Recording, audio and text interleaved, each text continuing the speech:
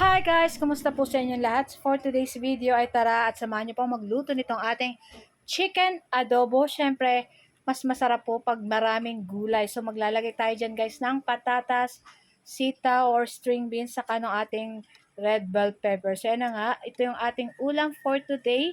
So napakasarap ng ating ulam. May meat na tayo, mayroon pa tayong mga gulay. So nakadagdag sarap pa yung ating sitaw dyan. And syempre yung ating sitaw medyo pag kinain mo hindi siya masyadong luto. So crunchy pa siya dyan. So napakasarap nito guys. So tara na guys at samahan niyo po ang magluto and enjoy watching na rin po. So na nga guys, so magpapainit na tayo dyan ng ating kawali. At pag mainit na yung ating kawali, maglagay na tayo dyan ng mantika. At pag mainit na rin syempre yung ating mantika, ilagay na rin natin dyan yung ating bawang. Ayan, halu-haluin lang natin. Pagkatapos syempre, isunod na rin po natin dyan yung ating sibuyas.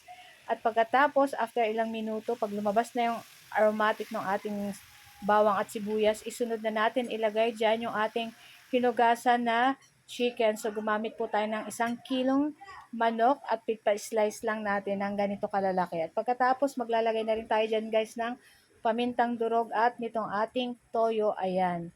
So, halu-haluin lang po natin ito guys. So, mamaya maglalagay po tayo dyan ng sugar para medyo may konting tamis. Konti lang naman. So, optional naman po kung ayaw ng sugar. Okay lang din naman po. So, kanya-kanya tayong panlasa. Siyempre. So, kaya na po ang bahalang timpla kung ano po yung nais nyong timpla sa inyong chicken adobo. So, ayan na nga. Pagkulo ng ating chicken, maglalagay na ako dyan ng dahon ng laurel.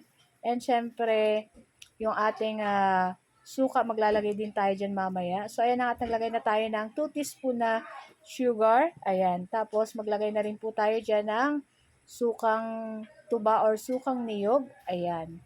So, yan yung ating pang asin dito sa ating chicken. Ayan. So, pag malambot na yung ating chicken dyan, guys. So, ilalagay na rin natin dyan yung ating patatas.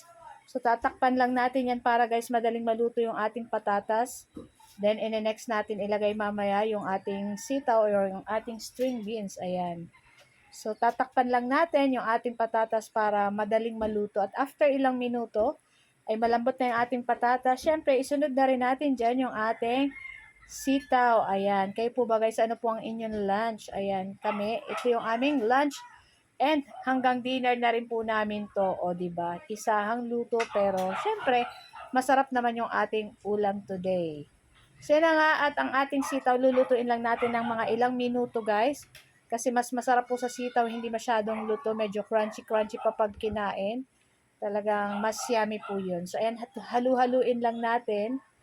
Ayan. Napakabango nito guys. Sana naaamoy nyo yung amoy nitong ating chicken adobo na talagang tinadtad natin din ng gulay. O, diba? So, yun na, after nito guys, ayan, ilalas natin ilagay dyan yung ating red bell pepper. Ayan, shoutout nga po pala sa ating mga new followers. Ayan, 9.5K na tayo. Ayan, nasa 9,542 something. Ayan, maraming salamat po sa ating mga new followers. Ayan, tatakpan ko lang guys itong ating sitaw para madaling maluto. At ayan na nga, at after mga ilang minuto lang ay ayan, pwede na natin ilagay dito yung ating red bell pepper. Pero pwede nyo naman pong dilagyan para sa akin kasi pampadagdag pa din to ng sarap at pampadagdag ng bango dito sa ating niluluto. So, ayan na nga guys. At syempre hindi naman natin lulutuin din masyado yung ating red bell pepper at yung ating sitaw. So, papatayin na rin natin yung ating apoy maya-maya lang ng mga konting minuto, siguro mga 2 minutes lang or 1 minute, pwede na natin patayin yung apoy. And syempre, i-ready na natin yung ating mangkok para i-transfer na natin itong ating chicken adobo. Ayan, ako, napakasarap nito guys. Ayan, medyo na-miss namin kumain ng chicken kasi medyo matagal-tagal kami nang hindi nakakain ng manok.